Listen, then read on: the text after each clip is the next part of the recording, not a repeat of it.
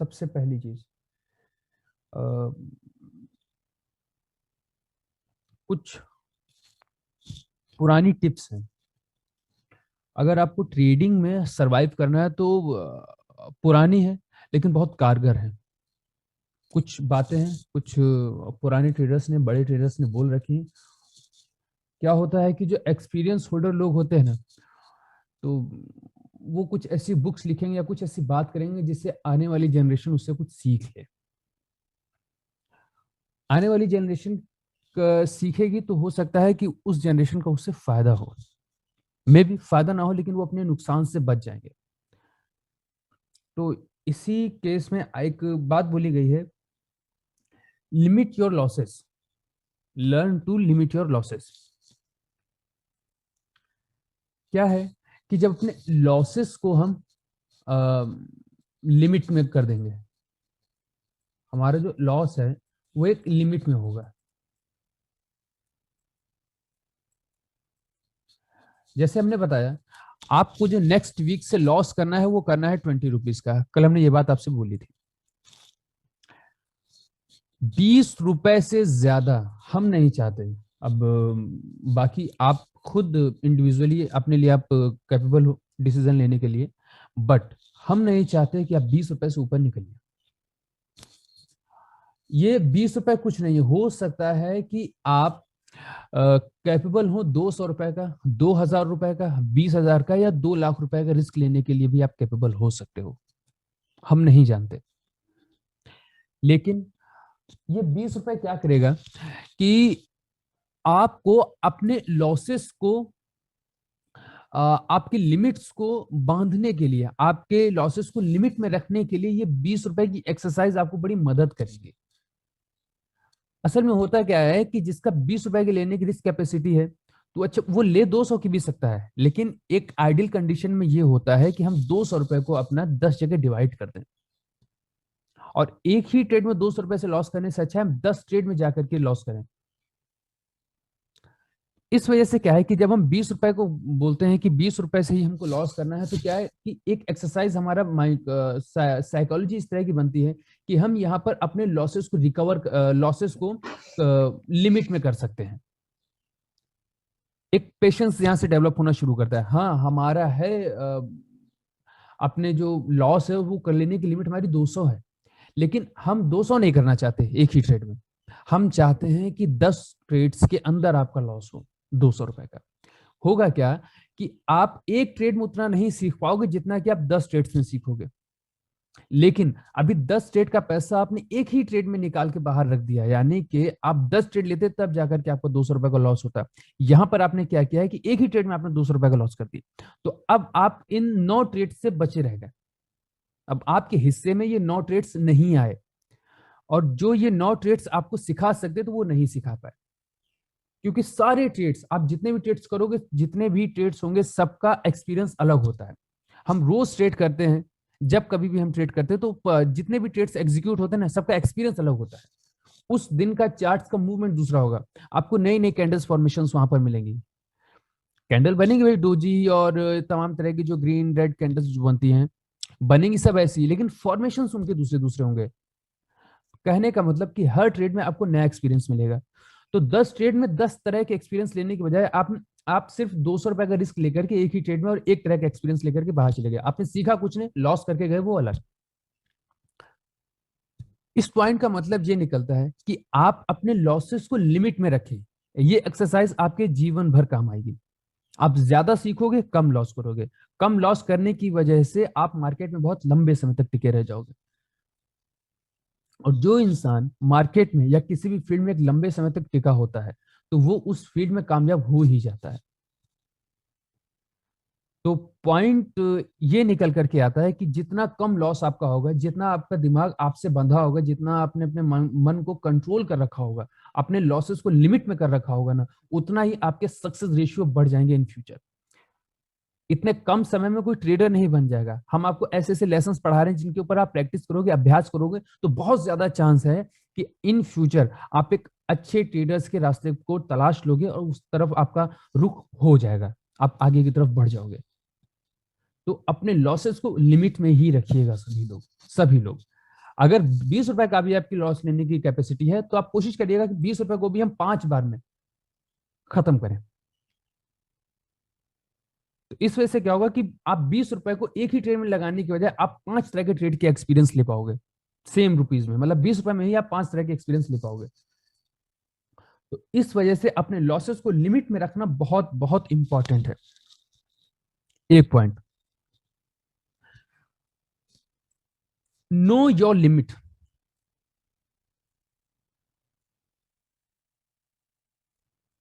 देखिए राइटिंग थोड़ी सही नहीं है, नो योर लिमिट।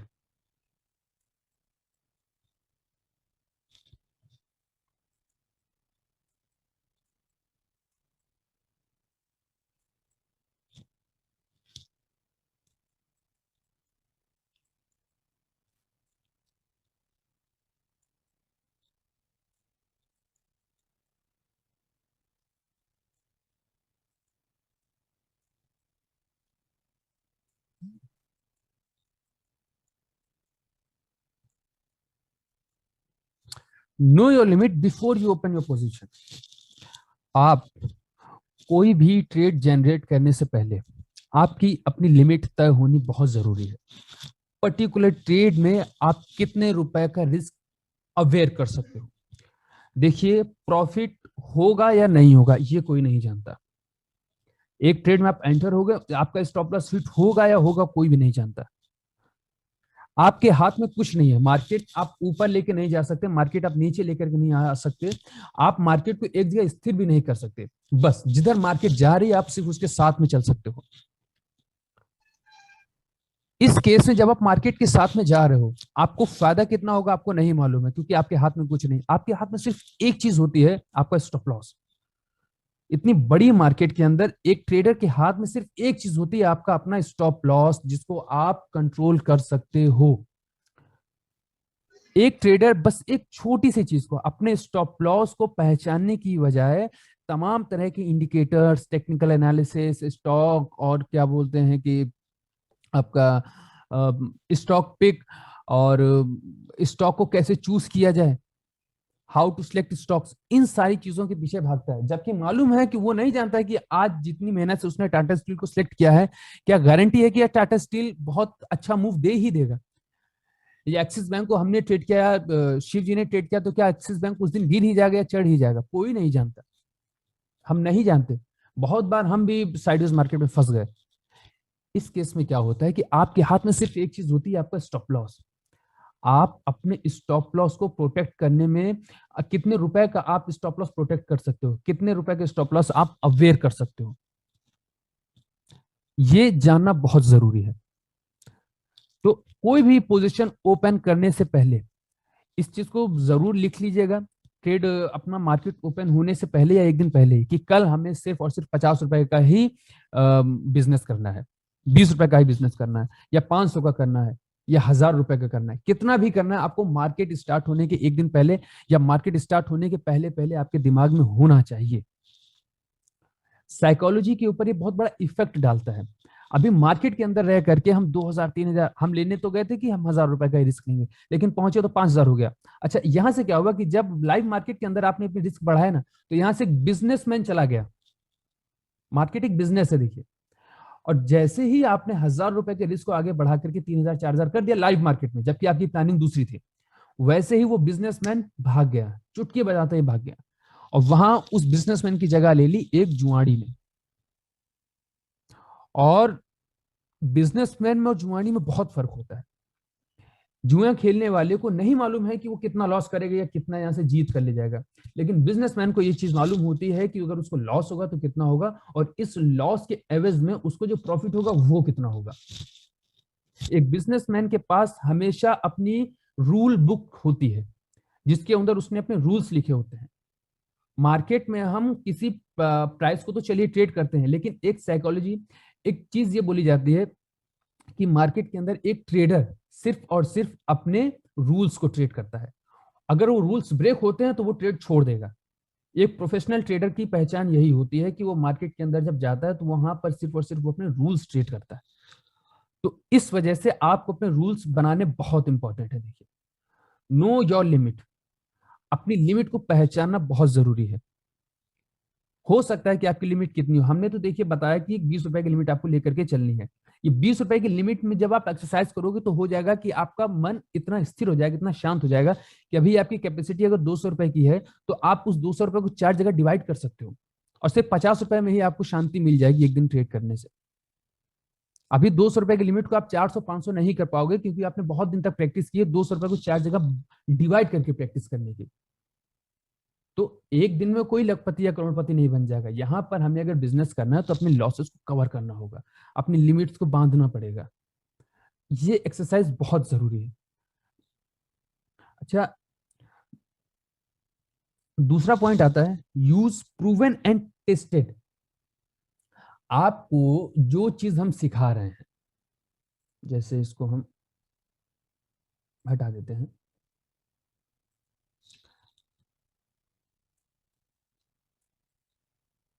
ये इंपॉर्टेंट पॉइंट है, बहुत इंपॉर्टेंट पॉइंट है। प्रूवन एंड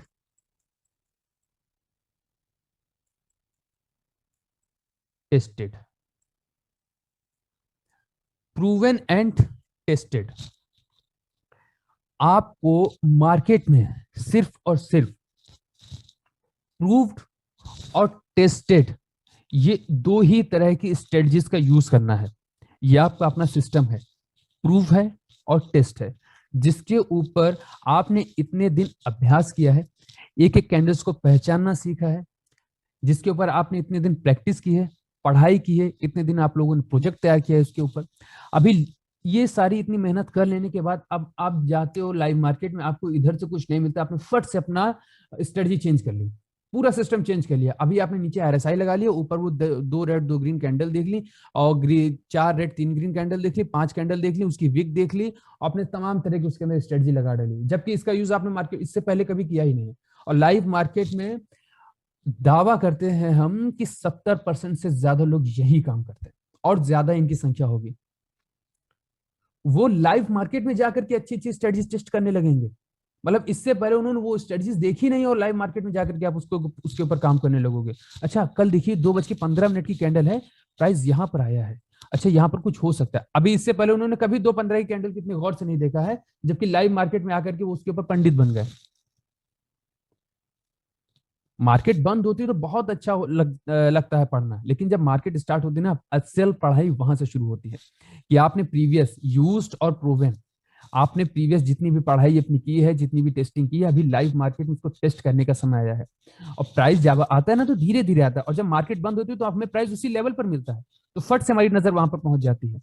लेकिन जब मार्केट चल रही होती है तो क्या होता है कि प्राइस धीरे धीरे आता है, वहां पर आएगा, यहाँ पर सपोर्ट बनाएगा, फिर ऊपर जाएगा, फिर नीचे आएगा, फिर ऊपर जाएगा, फिर नीचे। आप इतने में बोर हो जाते हो, बोर हो जाओगे तो क्या है कि अच्छा यहीं पर आपको प्रीवियस डे में जाकर के या प्रीवियस टाइम फ्रेम में जाकर के या करंट मार्केट में कोई इंडिकेटर या कोई फॉर्मेशन देख करके आपको लगे नहीं यार यही सही है, हम जो जिस चीज के इंतजार में बैठे ना ये गलत है, हमें तो एंट्री यहीं पर बना लेनी चाहिए। पता चलता है कि प्राइस यहाँ पर आया है, प्राइस अपना काम करके चला गया है, सब लोगों ने अपना अपना काम कर लिया, मार्केट बंद हो गई है। अब शाम को चौधरी जी बैठे हैं और यहाँ पर अपना स्टॉप लॉस काउंट कर रहे हैं कि मेरा कितना लॉस हुआ आज का। अब गई पढ़ाई वढ़ाई चली गई, सब बेकार हो गई। तो इसलिए लाइव मार्केट में जो भी आपको काम करना है ना, उसके लिए आपको पूरी तरह से अभ्यासरत रहना होगा। अभ्यास कीजिए, प्रैक्टिस कीजिए, और लाइव मार्केट में सिर्फ उसी के ऊपर भरोसा आप कर सकते हैं। कोई भी कॉल अगर आपको कोई प्रोवाइड करना है ना तो उसका ध्यान ही मत दीजिए। आपको अपने मन से भी लग रहा है कि हमारा ये सिस्टम सही है और जो हमने पढ़ा है वो गलत है, मत कीजिए ट्रेड उस दिन, छोड़ दीजिए, एक दिन ट्रेड मत कीजिए आप। लेकिन जब तक पूरा सिस्टम आपको तैयार ना मिले तो ट्रेड मत ही कीजिएगा। देखिए ये सिर्फ और सिर्फ बातें हैं, लेकिन हमारे ट्रेड्स के ऊपर टेक्निकल एनालिसिस से ज्यादा ये बातें इफेक्ट डालती हैं। तो इसलिए किसी भी टेक्निकल एनालिसिस को सीखने से पहले या कुछ भी करने से पहले आपको ये सारी बातें बहुत इंपॉर्टेंट है ये जानना। क्योंकि टेक्निकल एनालिसिस से ज्यादा आपको इसके ऊपर ये जो अपना माइंड है ना, इसको कंट्रोल करना बहुत जरूरी है। अभी आप टेक्निकल एनालिसिस में बहुत परफेक्ट हो और ये सारी चीजें आप नहीं जानते।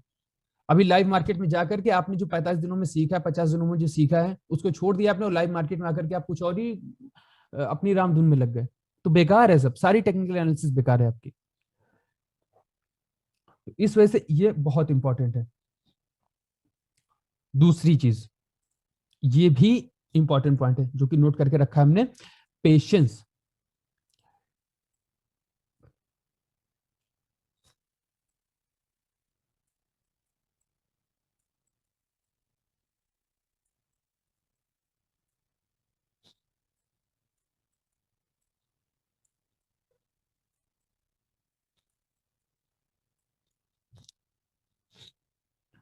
ये जो पेशेंस है ना, ये डेवलप करना थोड़ा सा मुश्किल हो जाता है बस।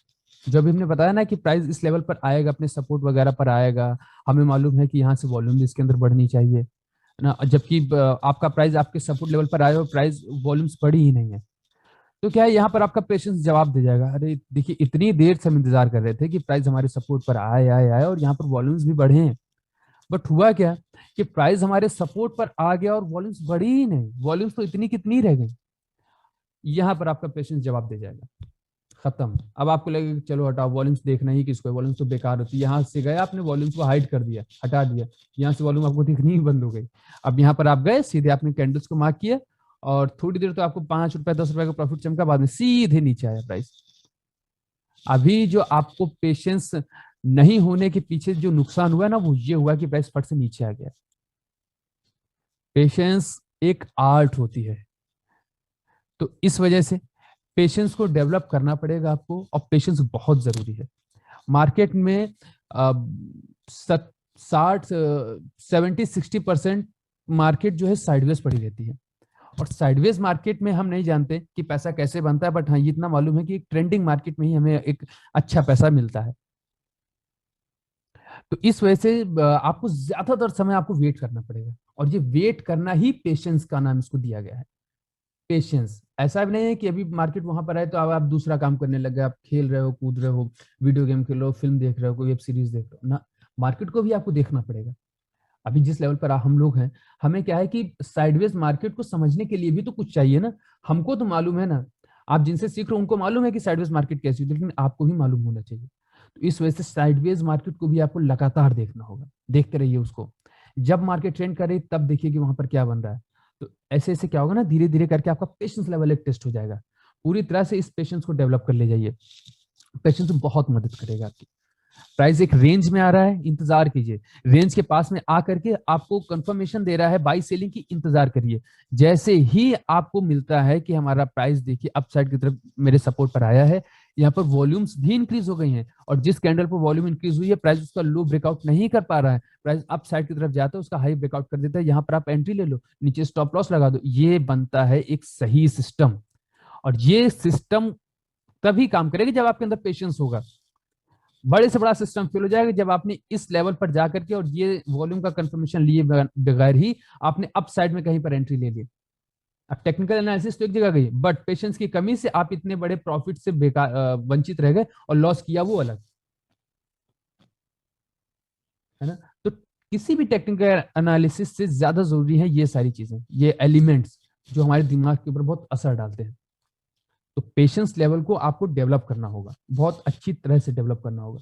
हमने स्टार्टिंग के, आप यकीन नहीं करोगे, 1.5-2 साल तक 2,500 रुपए मेरे अकाउंट में पड़े रहे, 2,500 रुपए, और वो पैसे हमसे नहीं खत्म हो पाए। हमारे पास लोग आते हैं सीखने के लिए, बोलते हैं मैंने 20 लाख का लॉस किया, 10 लाख का लॉस किया है। कम से कम जो लोग बोलते हैं कि 2 लाख 3 लाख 4 लाख का लॉस किया, हमारे लिए तो 2 लाख रुपए भी बड़ी बात है। इतना लॉस कोई कैसे कर सकता है जब आपको आती ही नहीं है कोई चीज। तो आप किस तरह से, जब मतलब 5 रुपए का पहले स्टॉप लॉस आपको प्रोटेक्ट करना सीखना चाहिए।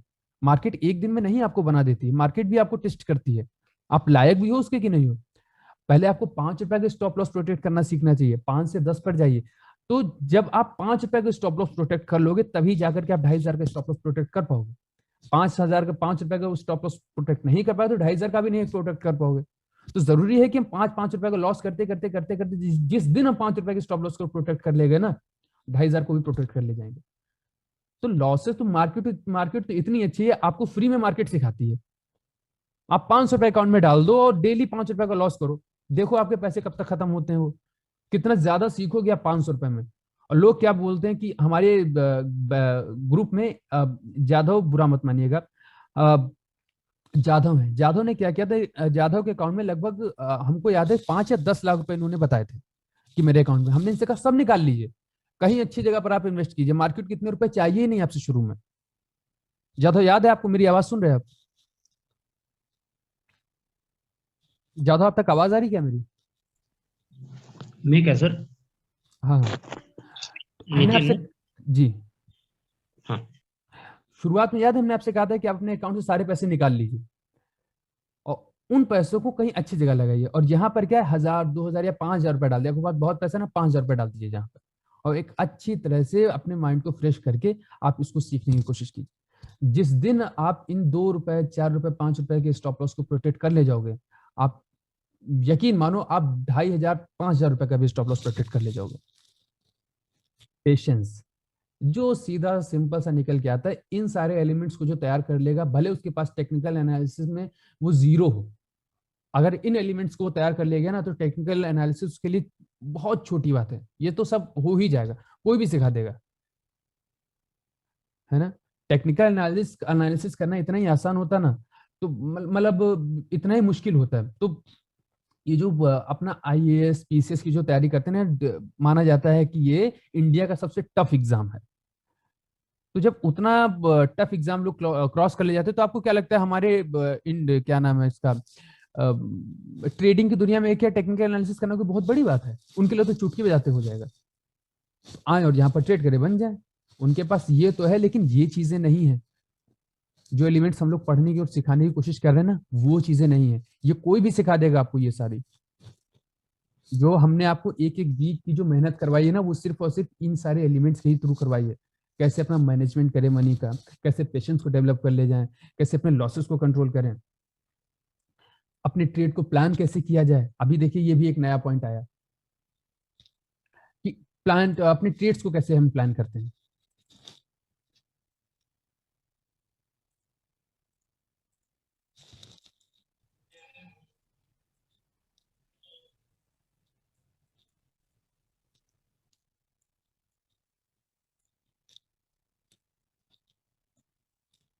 प्लान योर ट्रेड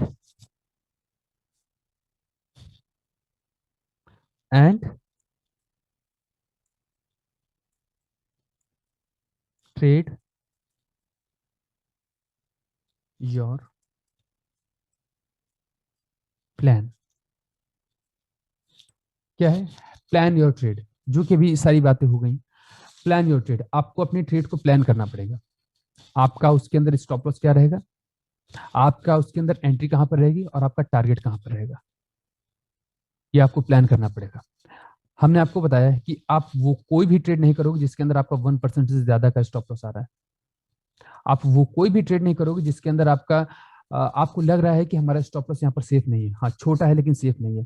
थोड़ा सा बड़ा लगा लीजिए, बट सेफ स्टॉप लॉस लगाइए। जो स्टॉप लॉस हमने आपको लगाना बताया ना, वो स्टॉप लॉस बहुत प्रोटेक्टेड स्टॉप लॉस होता है। अगर वहां पर आप अपना स्टॉप लॉस लगा लेंगे, तो चांसेस कम होंगे आपके स्टॉप लॉस हिट होने के। ये क्या होता है, आपको अपना प्लान, अपना आपको अपना जो ट्रेड है उसको प्लान करना पड़ेगा। कहीं भी स्टॉप लॉस नहीं लगा देना है, कहीं पर भी एंट्री नहीं ले लेनी है। रिट्रेसमेंट करेंगे हम लोग, वेट कीजिए रिट्रेसमेंट का, पेशेंस है। आप अपने रिट्रेसमेंट का वेट कीजिए। आप प्राइस ऊपर जा रहा है, अब यहाँ कहीं थोड़ी ना आप एंट्री ले लोगे। हाँ, टूट जाएगा, टूट जाएगा, टूट जाएगा, ठीक है ठीक है, हम यहाँ पर एंट्री मार देते हैं। तो क्या है कि आपने कहीं भी एंट्री ले ली, और प्राइस क्या हुआ कि अप साइड में गया और विक बना करके फट से नीचे आ गया, ये तो बेकार हो गया ना। अब प्राइस देखिए ऊपर क्लोजिंग भी नहीं कर पाया है, हमारे सिस्टम के अकॉर्डिंग भी नहीं, और उसमें मेरा स्टॉप लॉस भी खा लिया। तो क्या है कि कोई भी ट्रेड एग्जीक्यूट करने से पहले आपको देखना होगा कि आपको अपना इसके अंदर प्लान देखना होगा कि क्या है, मेरे टारगेट्स क्या निकल के आ सकते हैं, इसके अंदर मेरा रिस्क कितना है, इसके अंदर मुझको रिवॉर्ड कितना मिलेगा। अगर आपको अपने रिस्क रिवॉर्ड के अकॉर्डिंग ट्रेड नहीं मिल रहा, तो भी ट्रेड मत कीजिए, है ना। ट्रेड करने से, ट्रेड नहीं करने का बहाना ढूंढिए। शिव जी एक बहुत अच्छी बात बोलते हैं कि ट्रेड नहीं करने का बहाना हम लोगों को ढूंढना चाहिए। ट्रेड करने के तो 500 बहाने मिल जाएंगे, बट उसके अंदर आपको 2-3 बहाने भी ये मिल गए ना कि आपको ट्रेड नहीं करना है, तो वो बहुत अच्छी चीज होती है। आपके दिमाग पर बहुत अच्छा असर डालती है, आपकी साइकोलॉजी पर बहुत अच्छा असर डालेगी ये सारी चीजें। अगर आपको लग रहा है ना कि देखिए यहाँ पर ये एक कैंडल बनी है, सिस्टम तो सब कुछ सही है, बट मार्केट तो निगेटिव है और हमको ये अपसाइड का मूव दिखा रहा है। सेक्टर निगेटिव है, बट ये अपसाइड का मूव दिखा रहा है। सेक्टर के सारे स्टॉक निगेटिव है, बट टाटा स्टील तो हमें अपसाइड की मूव दिखा रहा है। छोड़ दीजिए, आपको ये पॉइंट मिला ना, छोड़ दीजिए। नहीं जानते आपकी मार्केट अपसाइड जाएगी या मार्केट के बहाव में ही पूरी टाटा स्टील नीचे की तरफ आ जाएगा या बजाज फाइनेंस नीचे की तरफ आ जाएगा। तो इस तरह से सारी चीजें सही होते हुए अगर आपको वहां पर लग रहा है कि हाँ ये एक पॉइंट है जिसकी वजह से ट्रेड को हम ये एग्जीक्यूट नहीं करना चाहिए या मे भी थोड़ी देर वेट करना चाहिए, जब इनके डायरेक्शंस नीचे जाकर के कहीं सपोर्ट लेंगे, मार्केट नीचे गिरे तो कहीं ना कहीं तो सपोर्ट लेगी ही ना, तो सपोर्ट ले लेने दीजिए। प्राइस जब यहां से अपसाइड की तरफ आएगा तब हम इसको एग्जीक्यूट करेंगे। इस वजह से अपने ट्रेड्स को प्लान करना पड़ेगा। और ट्रेड योर प्लान, ये एक बहुत अच्छा टॉपिक है। जो आपको मार्केट में ट्रेड करना है ना, वो किसी कैंडल को, किसी प्राइस को ट्रेड नहीं करना होता है, वो हमें अपने प्लान को ट्रेड करना होता है। अभी जो हमने यहाँ पर अपने प्लान्स बनाए ना, अभी इसको ट्रेड करना होता है। अपने प्लान्स को हम ट्रेड करते हैं मार्केट में आने के बाद। तो प्लान योर ट्रेड, अपने ट्रेड को प्लान कीजिए कि हमें कैसे ट्रेड करना है। और जब मार्केट स्टार्ट होगी, जब आपको ट्रेड करने की बारी होगी, तो यहाँ पर ट्रेड को छोड़ करके हमें अपने प्लान को ट्रेड करना पड़ेगा, है ना। है देखिए छोटी सी सिंपल सी चीज, खाली शब्दों का हेर फेर है, लेकिन बहुत अच्छी बात है, ये हमें सिखा करके जाती है। हम मार्केट में अपने प्लान्स को ट्रेड करेंगे। अभी ये मीटिंग क्लोज होगी तो सभी लोग जरा जल्दी से ज्वाइन कर लीजिएगा, आगे के टॉपिक्स क्लियर कर देते हैं, ठीक है ना। तो प्लान्स को जो भी हम लोगों ने प्लान बनाया है, अभी हम उसको मार्केट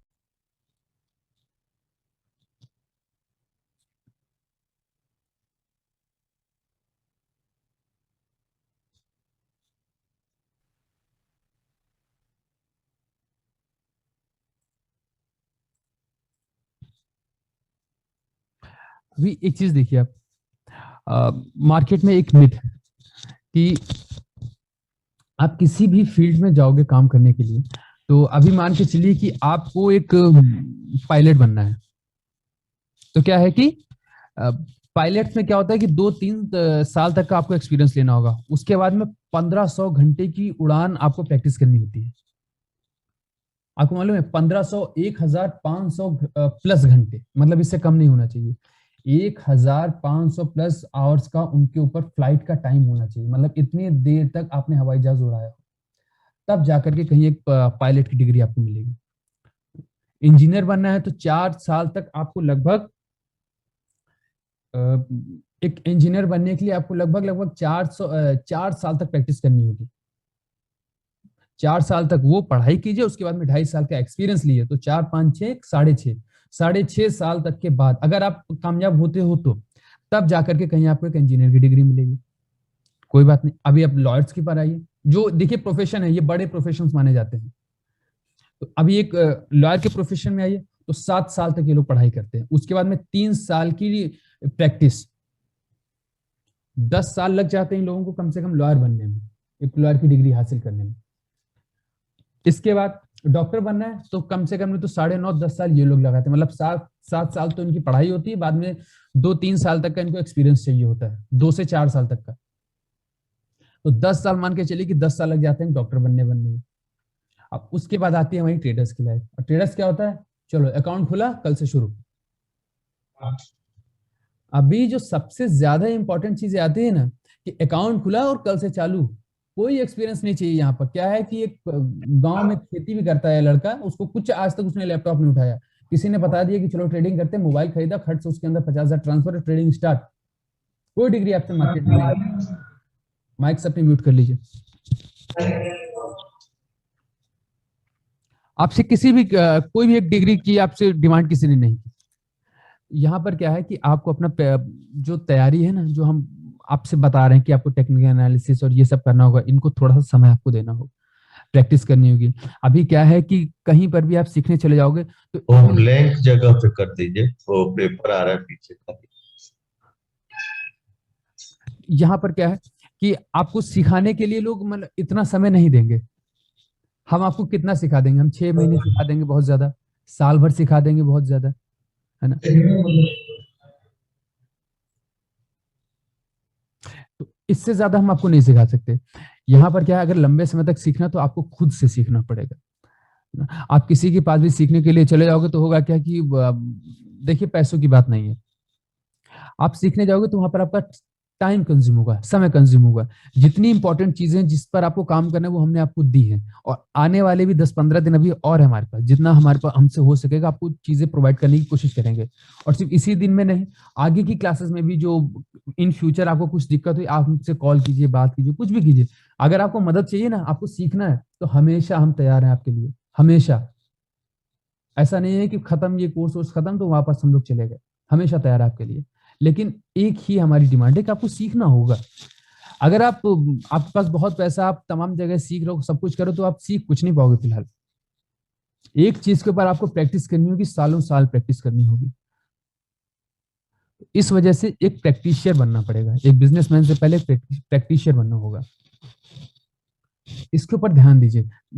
तमाम तरह से तमाम जगह सीखने से कोई ट्रेडर नहीं बन जाएगा। आपने एक जगह सीखा है ना, 2 जगह सीखा, 3 जगह सीखा, जितना भी आपको सीखना सीखे, उस सीखी गई चीज के ऊपर आपने कितनी प्रैक्टिस की है, ये बहुत जरूरी है। और सीखी गई चीजों के ऊपर आपको विश्वास कितना है, ये ज्यादा जरूरी है। तो प्रैक्टिस कीजिए, और प्रैक्टिस करने के साथ साथ उसके ऊपर विश्वास कीजिए कि हाँ ये सही चीज है, हम इसके ऊपर भरोसा कर सकते हैं, ये काम करती है।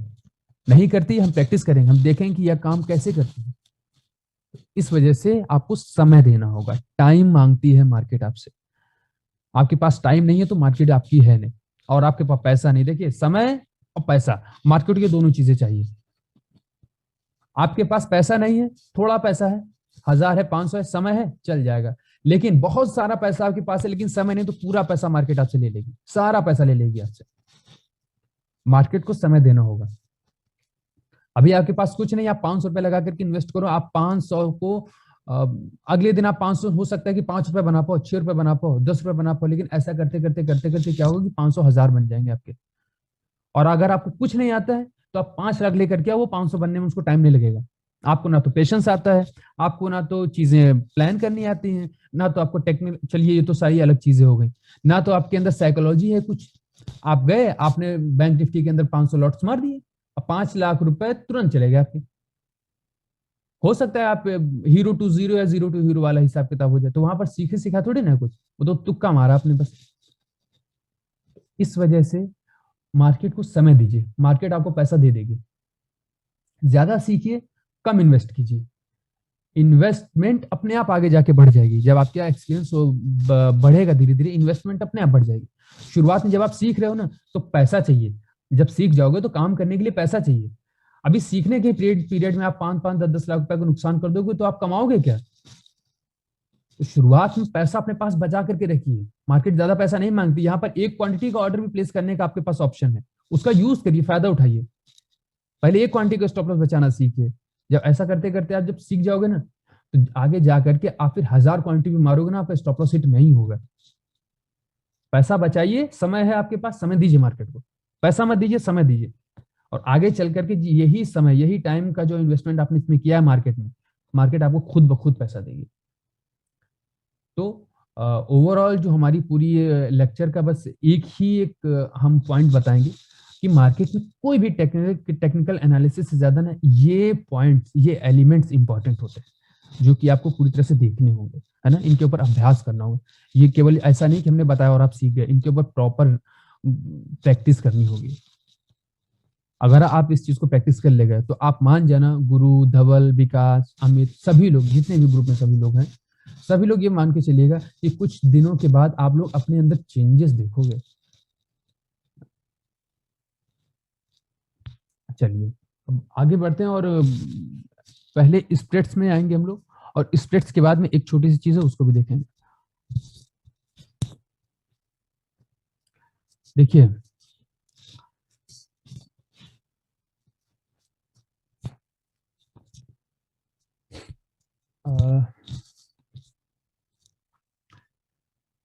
स्प्रेड्स में क्या होता है कि एक प्राइस ऐसे बना,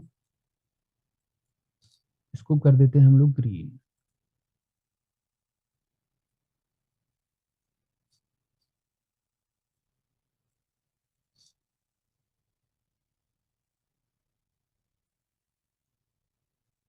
एक,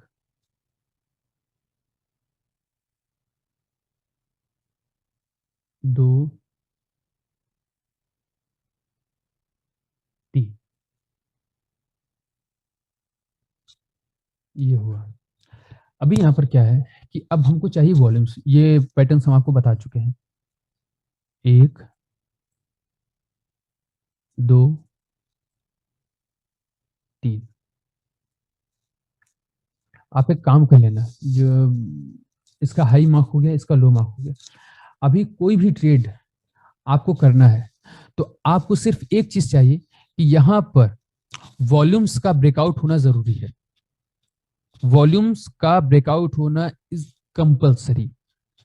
तो वॉल्यूम्स के ब्रेकआउट तो यहां पर चलिए होगा, ये वॉल्यूम का ब्रेकआउट हो गया। और अभी प्राइस नीचे की साइड में आएगा तो सेम कैंडल का भी ब्रेकआउट नीचे की तरफ होना जरूरी है। अभी कैंडल्स के फॉर्मेशन कुछ ऐसे कि आपको ये वाली कैंडल कुछ ज्यादा बड़ी लग रही होगी, बट ये बड़ी नहीं।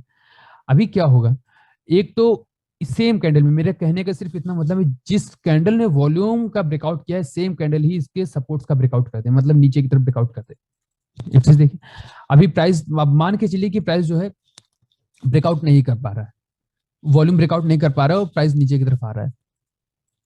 फिर से वॉल्यूम में ब्रेकआउट नहीं किया और प्राइस नीचे की तरफ आ गया। अब यहां पर क्या है कि वॉल्यूम ब्रेकआउट हो गया, ये वॉल्यूम ब्रेकआउट हो गया और यहीं से आपका इस वॉल्यूम की मान के चलिए ये वाली प्राइस है, ये प्राइस इसका, तो इसने भी नीचे की तरफ ब्रेकआउट कर दिया और इस वाली वॉल्यूम ने भी अपसाइड की तरफ, मतलब सेम कैंडल और सेम वॉल्यूम ने ही अप या डाउन साइड की तरफ ब्रेकआउट किया है। अब हम क्या करेंगे, अब हमको लेनी होती है एंट्री। एंट्रीज के लिए क्या है कि जिस कैंडल ने हमारा नीचे की तरफ ब्रेकआउट किया हुआ है, मान लेते हैं हम लोग कि जैसे यहाँ पर प्राइस का ब्रेकआउट हो गया है और यहाँ वॉल्यूम्स का ब्रेकआउट हो गया है ना, एज्यूम करके चलिएगा कि यहाँ पर वॉल्यूम्स का ब्रेकआउट भी हो गया है। तो प्राइस में हम वेट करेंगे रिट्रेसमेंट का। रिट्रेसमेंट के बाद वापस हमको यहाँ पर एंट्री लेनी होती है नीचे की तरफ, और जो हमारा स्टॉप लॉस जाता है वो अप साइड की तरफ जाता है बिल्कुल। उसके बाद में क्या होता है कि नीचे जो भी आपका पहला सपोर्ट बनेगा वहां पर आपको निकलना होता है। पहला सपोर्ट, स्विंग और रिवर्सल्स। रिवर्सल्स के हमने आपको पैटर्न्स बताए हैं, 2 कैंडल वाले सपोर्ट रेजिस्टेंस जो बताया ना, वो रिवर्सल्स का बहुत अच्छा साइन होता है। वो देखिए कहां पर बन रहे हैं और वहां पर आपको निकलना होगा। इसका यूज कुछ ऐसे करेंगे हम लोग। चार्ट में देखिए कहीं अगर दिखेगा तो, जैसे एक्सिस बैंक का ओपन है तो यहीं पर देखते हैं हम लोग। अभी एक्सिस बैंक तो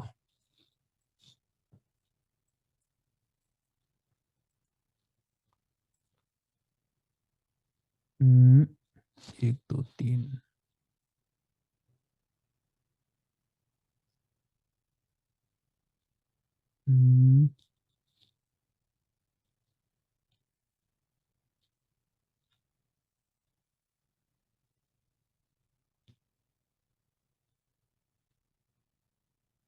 यहां देखिए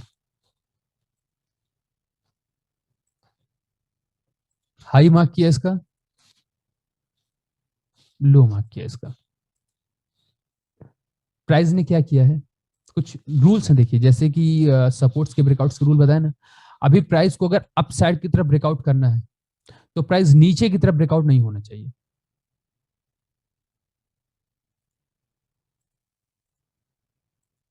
प्राइस जैसे अभी अप साइड की तरफ निकला है आपका, तो यहां पर वॉल्यूम्स का ब्रेकआउट और प्राइस का ब्रेकआउट दोनों साथ साथ, आपको लग रहा है ना कि यहाँ पर प्राइस का भी ब्रेकआउट एक साथ हुआ और वॉल्यूम का भी ब्रेकआउट एक साथ हुआ है। अब क्या होगा कि हम यहां पर एंट्री लेंगे अपनी, और जो हमारा स्टॉप लॉस जाएगा वो इस लेवल पर जाएगा, ये हमारा एंट्री पॉइंट बनेगा। इसके बाद जो भी नेक्स्ट रेजिस्टेंस होगा वो हमारा टारगेट बनेगा। इस केस में जो हमको रेजिस्टेंस समझ में आएगा वो आएगा ये हाई, ये हमारे टारगेट्स बनेंगे। आप ये देख लीजिएगा कि स्टॉक में कल अगर वॉल्यूम आया, एक्सिस बैंक को कल के लिए आप वॉच कर सकते हो। एक्सिस बैंक में अगर कल वॉल्यूम आते हैं और प्राइस अप साइड की तरफ सस्टेन होता है तो खेल खेल में ही ये 744 का टारगेट टच कर देगा। खेल खेल में मतलब कुछ ज्यादा मेहनत नहीं करनी पड़ेगी। मे भी चांस है कि axis bank gap up open हो, यहीं पर ओपन हो जाए, लेकिन ये रेजिस्टेंस इसको टच करना ही करना होगा एक्सिस बैंक को। वॉल्यूम्स के ब्रेकआउट हो चुके हैं अभी, क्योंकि देखिए नेक्स्ट डे आएगा। हमने आपको बताया था ना कि अगर नेक्स्ट डे मार्केट को ट्रेंड करना है तो प्रीवियस डे से ज्यादा की वॉल्यूम आनी चाहिए, तो वॉल्यूम ब्रेकआउट होना चाहिए। बट अभी वॉल्यूम्स ब्रेकआउट पर नहीं, अभी हम ये फॉर्मेशन आपको समझा रहे हैं, तो अभी सिर्फ इस पर ध्यान दीजिए कि यहाँ पर अगर हमें बाइंग करनी है तो इस लेवल पर हमें बाइंग करनी होगी। प्रीवियस डे में जो रेजिस्टेंस है इसको हमने मार्क किया, ये हमारा टारगेट बनेगा और यहाँ पर हमारा एसेट जाएगा। तो इन फॉर्मेशंस का यूज हम कुछ ऐसे करते हैं, इसको बोला जाता है स्प्रेड्स, स्प्रेड एनालिसिस। ठीक है सर और एक डाउट है। बताइए।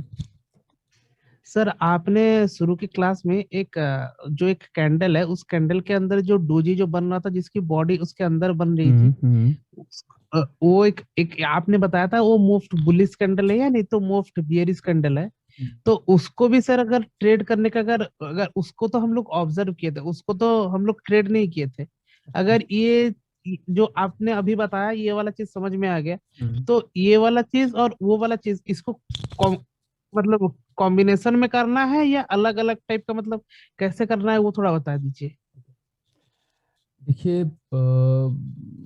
हमने आपको बताया था कि वो जो डोजी वाली कैंडल जिसकी आप बात कर रहे हैं उसको हमने बताया था कि हाँ। सपोर्ट क्या है और रेजिस्टेंस क्या है, याद है नहीं याद है? सपोर्ट रेजिस्टेंस तो नहीं बताया था आपने, बताया था इसको ऑब्जर्व करना है कि आगे और पीछे क्या होता है। हम लोग का यहाँ पे जैसे हाँ। देखिए यहाँ पर बना है ना कविता। Yes sir. कविता ये बताइए कि जब ये प्राइस नीचे की तरफ आया तो ये जो रेड वाली कैंडल का लो इसको हम क्या मानेंगे? सपोर्ट मानेंगे तो वो प्राइस वहां से रिवर्स हो रहा है। सपोर्ट मानेंगे ना? ये चीज हमने बताई है कि नहीं बताई है?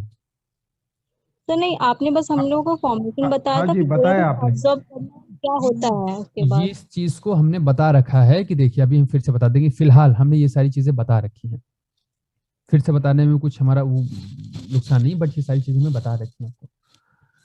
जैसे कि यहाँ पर देखिए प्राइस अप साइड की तरफ जा रहा है, ये एक कैंडल बन गई हमारी ग्रीन, और वापस से देखिए इसके अंदर एक रेड कैंडल बन गई है ना, अप साइड से रिजेक्शन मिला, एक रेड कैंडल बन गई।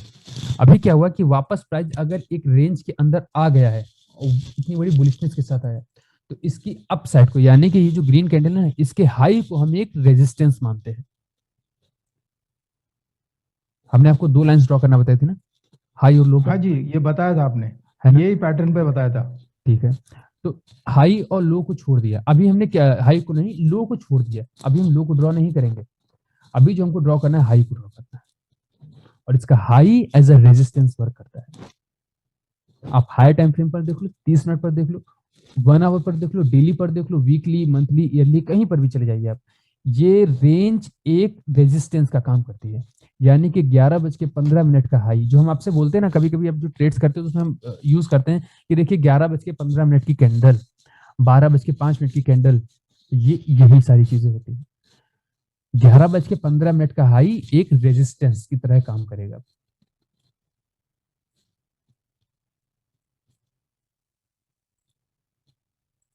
ये देखिए स्टॉक वहीं से नीचे की तरफ आया है, ये फॉर्मेशन हम बता चुके हैं, कोई बात नहीं। देखिए ये रिकॉल हो गया, भी जो जो जिनको भी फॉर्मेशन में कुछ दिक्कत होगी वहां पर भी सॉल्व हो जाएगी, अगर कंफ्यूजन है किसी को तो। ये बेरिश का एक पैटर्न, जैसा अभी ये बुलिश का बताया ना जी। हाँ हाँ, अभी ये बेरिश का बताइए। देखिए चौधरी जी क्या इसको बेरिश मान सकते हैं? बेरिश नहीं, क्या इसको सपोर्ट मान सकते हैं? प्राइस रेड है, नीचे की तरफ जाने की कोशिश करता है, वापस से रेंज के अंदर आकर के क्लोज हो जाता है। हाँ, इसके नीचे इसकी वीक निकल आई, तो अब जो 1:50 की सपोर्ट कैंडल बन गया है, अभी ये तो। हाँ अभी 1:50 का रेड जो लो कैंडल है, के नीचे 1:50 की कैंडल का जो लो है, ये इसका सपोर्ट बन गया। ये काफी समय तक इसके सपोर्ट्स का ही काम करेगा। आने वाले समय में हो सकता है कि इसको एक टारगेट की तरह यहाँ पर यूज किया जाए 756.50, बट इससे ज्यादा जो हमको टारगेट के ऊपर, अभी क्या है कि बहुत सारे एलिमेंट्स यहाँ पर निकल करके आ सकते हैं। अब यहाँ पर इससे ज्यादा अगर हमको बोला जाए कि अगर ये टारगेट हमको लेना है, तो इससे अच्छा हमको टारगेट की 3:25 की कैंडल मिल रही है ना, 3:25 की कैंडल भी हमारे लिए एक अच्छा टारगेट मिल रही है। लीजिए अगले दिन प्राइस वहीं से नीचे की तरफ आ गया है, जो हमने यहाँ पर ट्रेड किया था ना,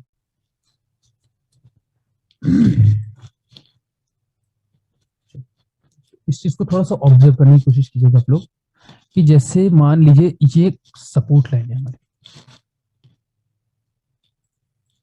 ठीक है। यहां पर क्या हो रहा है कि प्राइस जो है वो नीचे की साइड, मेरी आवाज क्लियर आ रही है क्या आप लोगों में? अरे यस सर। ओके, तो देखिएगा कि वॉल्यूम्स का कैसे यहाँ पर गेम होगा। प्राइस नीचे की साइड में आ रहा है, मतलब रनिंग है, अभी नीचे की तरफ आ रहा है, फिर से नीचे की तरफ आया, लगातार नीचे गिरता चला जा रहा है। इधर से हम बोल देंगे कि चलिए प्राइस रिट्रेस हुआ,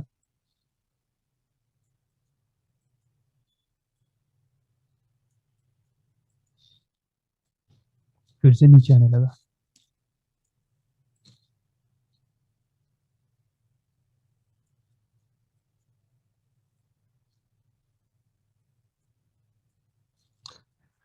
प्राइस नीचे आया। बट अभी एक चीज गौर कीजिएगा, अपने सपोर्ट को प्राइस ने जो इसकी रेंज इसको टच नहीं किया है। वॉल्यूम्स भी आ रही हैं, नॉर्मल वॉल्यूम्स है मेरी।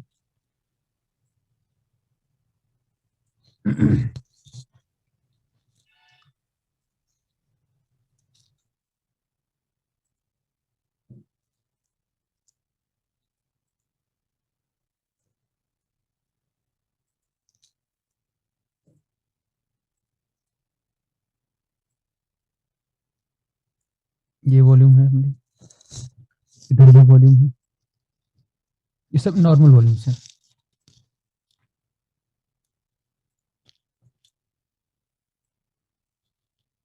ये वॉल्यूम आ गई, ये वॉल्यूम आ गई,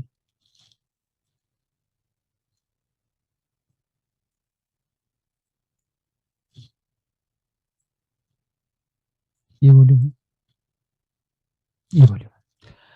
अभी क्या होगा कि प्राइस जब ये बेसिकली क्या है कि ब्रेकआउट्स के लिए ये चीजें हैं कि जब ब्रेकआउट सक्सेस होगा या कब ब्रेकआउट हमारा फेल होगा। प्राइस नीचे की रेंज में आया,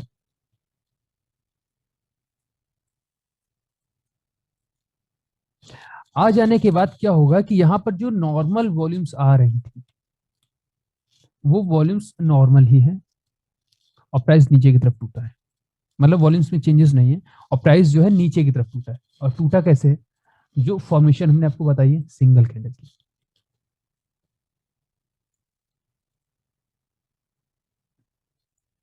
इस तरह से करके। और जो ये वाली कैंडल है, ये और ये, इन दोनों में से किसी के अंदर भी वॉल्यूम्स के ब्रेकआउट्स नहीं हुए। अब अपने कॉमन सेंस से हमको जवाब दीजिएगा कि प्राइस अपने सपोर्ट पर आ चुका है, वॉल्यूम्स के ब्रेकआउट्स नहीं हुए हैं, तो क्या प्राइस नीचे की तरफ ब्रेकआउट हो सकता है या यहीं से अपसाइड की तरफ टर्न कर सकता है? चौधरी साहब। है कि ऊपर भी जा सकता है इससे, यही से। अच्छा, सपोर्ट से, सपोर्ट से, सपोर्ट से जा सकता है। ओके। धवल साहब। क्योंकि ये जो प्रेशर, ये जो कैंडल है सर जी, ये प्रेशर से ऊपर गए हैं बाइंग, ये प्रेशर से जब ऊपर गया है, क्योंकि नीचे आई थी ये ऊपर गई है, तो इसके लिए ये सपोर्ट के ऊपर गया है। अभी सर सपोर्ट के पास कोई वॉल्यूम नहीं दिख रहा है, मतलब ब्रेकआउट, तो फिर ये सपोर्ट टूटने का चांस बढ़ जाता है। ओके, जी बताइए कविता। सकते हैं कि यहाँ पे बायर सेलर में इक्वालिटी है, तो जो अगर वॉल्यूम आता है तो वो तो देखना पड़ेगा ना, अगर ज्यादा वॉल्यूम आ किधर साइड हो रहा है, अभी डिसाइडेड नहीं है कि मूव साइड मूव करेगा प्राइस। बेसिकली हम यहाँ पर बात कर रहे हैं कि प्राइस को अगर नीचे हमें सेल करना है तो क्या ऐसी सिचुएशंस में जबकि वॉल्यूम्स नहीं आई हुई है और प्राइस अपनी एक रेंज में है, तो क्या हम यहाँ पर सेल कर सकते हैं? प्राइस ने अपने सपोर्ट्स को ब्रेक कर दिया है, सपोर्ट को ब्रेक किया है, क्या सेल कर सकते हैं? मतलब सभी लोग जल्दी जल्दी सभी लोग अपना दिमाग लगाइए, थोड़ा थोड़ा बताइए, क्या सेल कर सकते हैं? नहीं सर, नहीं सेल नहीं कर सकते सर, नहीं कर सकते। ओके, सही है। यहाँ पर हम माइक्स अपने सभी लोग म्यूट कर लीजिए। यहाँ पर हम सेल नहीं करेंगे। होगा क्या कि अभी मान के चलिए कि ये कोई हमारी रेंज है, ये प्राइस नीचे की तरफ तो आया, वॉल्यूम्स नहीं आई है, वॉल्यूम्स नॉर्मल है हमारी, प्राइस नीचे की तरफ आता है और आने के बाद क्या होगा कि प्राइस इस तरह से नीचे की तरफ आया, यहां तक आया, वॉल्यूम्स क्योंकि नहीं आई है तो मे भी चांस है कि स्टॉक यहीं से अपसाइड की तरफ घूम जाएगा। प्राइस को हमेशा याद रखिएगा, एक आइडियल कंडीशन ये मानी जाती है कि प्राइस को अपने सपोर्ट्स या देखिए सब कुछ डिलीट हो गया हमारा, कोई बात नहीं, प्राइस को अपने सपोर्ट्स या रेजिस्टेंस को ब्रेकआउट करने के लिए वॉल्यूम्स इज नेसेसरी। एक आइडियल कंडीशन ये मानी जाती है, ऐसा कुछ फिक्स नहीं है कि ऐसा होना चाहिए, बट हम जो काम करेंगे कि वो जो प्राइस है हमारा, जब ये नीचे की तरफ टूट रहा होगा तो यहां से वॉल्यूम्स भी हमारी एक एवरेज वॉल्यूम से ज्यादा की होनी चाहिए। अगर वॉल्यूम्स एवरेज से ज्यादा नहीं है तो स्टॉक नीचे आएगा। यही होता है वो जब ब्रेकआउट को सही पहचानने का तरीका। प्राइस अभी ये नीचे की तरफ आया, वॉल्यूम्स भी देखिए आपको लग रहा है कि नॉर्मल वॉल्यूम्स हैं और उसके बावजूद भी यहाँ पर अब बहुत से लोगों ने सेल कर दिया क्योंकि प्राइस ने अपना एक बहुत पुराना सपोर्ट तोड़ा। मतलब जो ज्यादा अपना दिमाग लगाते हैं बोलेंगे कि बहुत पुराना सपोर्ट तोड़ा, फलानी एवरेज के नीचे आ गया, सब कुछ आ गया, पर प्राइस यहीं से अपसाइड की तरफ घूम जाएगा, यहीं से प्राइस अपसाइड की तरफ घूमेगा और जितनी भी एनालिसिस है सारी की सारी बेकार होगी। होगा क्या कि प्राइस यहाँ से वापस अपसाइड की तरफ घूम जाएगा। अगर पीछे का कोई स्विंग होगा तो उसके ऊपर उठ जाएगा वो, वहां से सपोर्ट लेके ऊपर जा सकता है। देखिए इसका पीछे अगर यहाँ पर हम मान के चलते हैं कि ये कोई स्विंग है ना, ये स्विंग है, प्राइस इधर आता है और यहाँ से नीचे की तरफ ब्रेक होता है। अभी ब्रेकआउट हो जाने के बाद जरूरी है कि यहाँ पर वॉल्यूम्स का भी ब्रेकआउट हो। वॉल्यूम्स का ब्रेकआउट नहीं है तो बहुत ज्यादा चांस है कि प्राइस साइडवेज पड़ा रह जाएगा, क्योंकि प्राइस ने अपने सपोर्ट को तोड़ा है। एक रेंज के पास में खेल नहीं है कि यहां से प्राइस अपसाइड में इतनी आसानी से चला जाएगा, लेकिन ये भी जरूरी नहीं कि प्राइस इतनी आसानी से नीचे भी आ जाएगा। तो मे भी बहुत ज्यादा चांस है कि प्राइस एक रेंज में आकर के फंस जाएगा और अब इस रेंज के अंदर जितनी वॉल्यूम्स बनी होगी ना उसका वॉल्यूम का ब्रेकआउट होगा और प्राइस भी नीचे की तरफ ही गिरना चाहिए अगर एक सपोर्ट को ब्रेकआउट किया गया है तो। इस केस में आपको एक चीज देखनी कि जब भी आप कोई भी वॉल्यूम्स का ब्रेकआउट देखो या कोई सपोर्ट का ब्रेकआउट देखो तो नेसेसरी है कि यहां पर आपको, जैसे कि यहां पर प्राइस नीचे की तरफ आया तो जरूरी है कि यहां से वॉल्यूम्स के भी ब्रेकआउट्स हो जाएं। जैसे ही यहां पर प्राइस टकराएगा आपके यहां पर वॉल्यूम्स के ब्रेकआउट्स होने चाहिए और प्राइस अपनी एक रेंज से बाहर निकलना चाहिए। जैसे कि ये है, रेंज में आया प्राइस, वॉल्यूम का ब्रेकआउट हुआ है और अब हमको करना है, ये बन गया हमारे लिए एक सपोर्ट। अभी जब सपोर्ट बना है, वॉल्यूम्स के ब्रेकआउट हुए तो प्राइस नीचे आएगा, हम वापस से रिट्रेसमेंट से यहां से सेल करेंगे इसको और फिर हम नीचे की तरफ इसको गिराएंगे। समझ रहे ना? सिर्फ इतनी सी चीज आपको यहां पर दिमाग में रखनी, ध्यान में रखनी कि कोई भी सपोर्ट या रेजिस्टेंस वहां पर वॉल्यूम्स के ब्रेकआउट्स होने मस्ट इंपॉर्टेंट। अगर आप ये छोटी चीज नहीं देखते हो तो हो सकता है कि 10 में से 4 बार 3 बार आप सही हो जाएं, लेकिन most of the time probability ये है कि प्राइस वहां से साइडवेज हो सकता है या तो फिर वो नीचे की तरफ गिरा है। अब क्योंकि वॉल्यूम ब्रेकआउट नहीं आया है तो प्राइस यहीं से अपसाइड की तरफ चला जाएगा। वो अपने किसी भी सपोर्ट को इतनी आसानी से ब्रेकआउट नहीं कर पाएगा जब तक इसके अंदर सेलर्स हैवी मात्रा में ना आ जाए। जितने सेलर्स एक सपोर्ट के ऊपर हैं उनसे ज्यादा सेलर्स चाहिए एक रेंज को ब्रेकआउट करने के लिए। Support, what is support? Support is कि जहां पर प्राइस, जहां पर बायर्स और सेलर्स का सबसे ज्यादा इंटरेस्ट ऑफ रेट है, रेट ऑफ इंटरेस्ट सबसे ज्यादा है। यहां पर कोई भी एक बायर है जो यहां से बार बार प्राइस को खरीद रहा है, फिर एक कोई बायर है फिर से यहां से खरीद रहा है, थोड़ा सा आपको ट्रैप करेगा क्योंकि वो बायर है। देखिए जो बायर है वो सेलर्स की वॉल्यूम जनरेट नहीं कर सकता, उसको करना एट द एंड बाई ही है, तो वो नीचे आएगा। हो सकता है कि यहाँ पर आपको ट्रैप किया जाए कि देखिए प्राइस के ब्रेकआउट्स हो गए हैं, सब कुछ हो गया है और वॉल्यूम्स का ब्रेकआउट आपको यहाँ कहीं नहीं मिलेगा और प्राइस यहीं से फिर से अपसाइड की तरफ निकल जाएगा। तो इसी वजह से होता है कि बहुत बार आप लोगों ने देखा होगा कि मार्किंग्स कुछ ऐसी होती है शिव जी की या हमारी, आपको लगेगा कि अच्छा मार्किंग तो हम ऐसे करते हैं ना कि जो स्विंग लो होता है हम उसको मार्क करते हैं, उसको हम सपोर्ट मानते हैं। लेकिन ये शिव जी ने मार्किंग कैसे की है या हमने मार्किंग वो कैसे की है कि प्राइस जैसे अब हमको यहाँ पर मार्क करना होगा तो एक चीज अच्छा देखिए यहाँ पर, जैसे हमको मार्क करना होगा तो हम क्या करेंगे, ये ऐसे से है।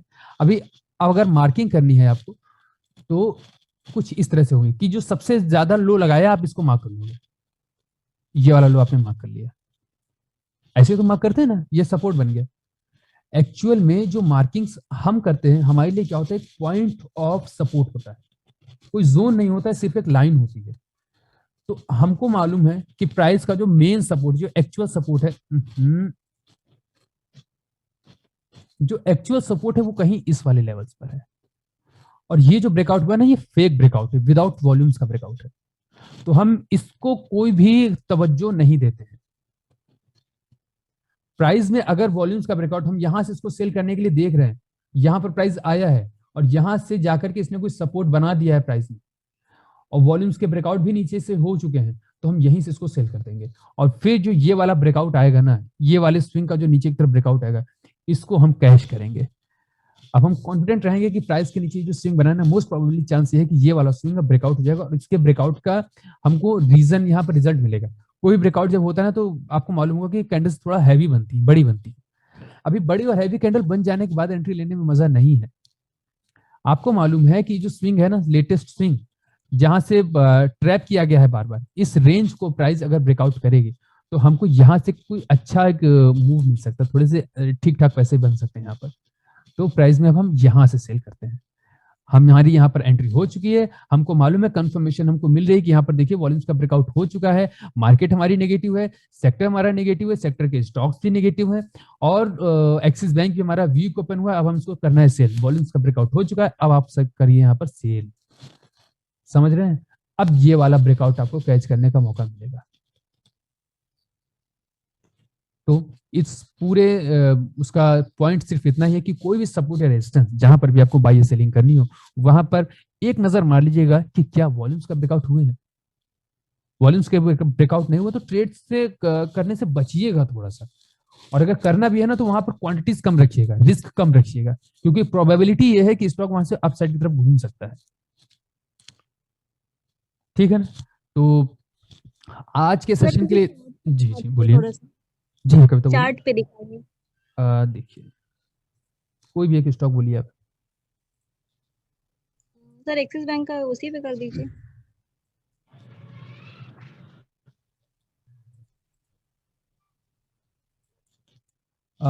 एक्सिस बैंक में देखिए, अभी जैसे एक्सिस बैंक का ये हमने हाई मार्क किया, हाई इसलिए मार्क किया क्योंकि रेजिस्टेंस है।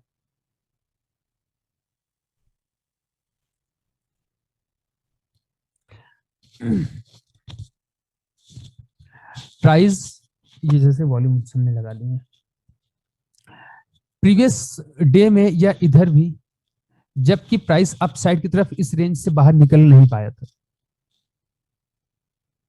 नहीं निकला था ना, यहां से हम लोग देखते हैं ये रेजिस्टेंस है, ये रेजिस्टेंस अपसाइड की तरफ गया, वापस रेंज में आ गया, दूसरे दिन में उसी रेंज से नीचे की तरफ गिरा है। शिव जी का जो लास्ट सेशन में एक्सिस बैंक का जो मेजर रेजिस्टेंस था वो यही वाला लेवल था, क्योंकि वाकई में ये रेजिस्टेंस था एक्सिस बैंक के लिए। तो प्रीवियस उनसे ले जाकर के उन्होंने उसको मार्क किया, तो ये एक रेजिस्टेंस है एक्सिस बैंक के लिए। दूसरी चीज, अगर एक्सिस बैंक को अपना ये रेजिस्टेंस ब्रेकआउट करना है तो यहां पर इन्हें बोल सकते हैं कि वॉल्यूम्स के ब्रेकआउट्स होने चाहिए, इंपॉर्टेंट है, मस्ट इंपॉर्टेंट है। अभी देखिए कि क्या वॉल्यूम्स के ब्रेकआउट हुए हैं, यहां पर भी ब्रेकआउट्स नहीं हुए हैं। इससे ज्यादा का सॉरी, यहां से इससे ज्यादा, ये जो है ना वॉल्यूम, इनसे ज्यादा के ब्रेकआउट्स चाहिए होते हैं। मस्ट इंपॉर्टेंट है कि प्राइस को यहां से ब्रेकआउट्स मिले। तो प्राइस देखिए यहां से अप साइड की तरफ गया है, बट इस रेंज में आ जाने के बाद वापस से प्राइस नीचे की तरफ गिरा है, क्योंकि यहां से वॉल्यूम्स एवरेज की एवरेज ही आपको लग रहे हैं।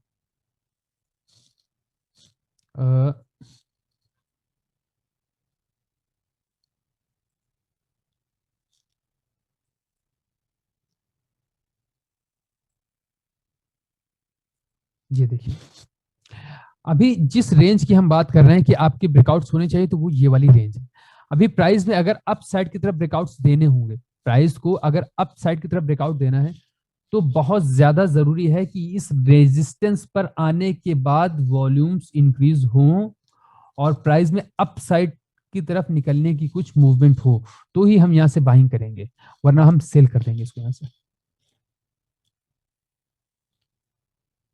अभी सेल करने के लिए भी कुछ ना कुछ फॉर्मेशन हमको यहाँ पर देखनी है, जरूरी नहीं है कि हम सेल कर ही देंगे, बट अगर आपको बाइंग करनी है तो यहां से वॉल्यूम्स के ब्रेकआउट होने बहुत जरूरी है। समझ में आया? जी सर। तो इसी तरह से अभी कोई भी सपोर्ट मान लीजिए, जैसे कि यहाँ पर हमें 751 रुपए, एक्सिस बैंक के लिए 751 रुपए एक रेजिस्टेंस है।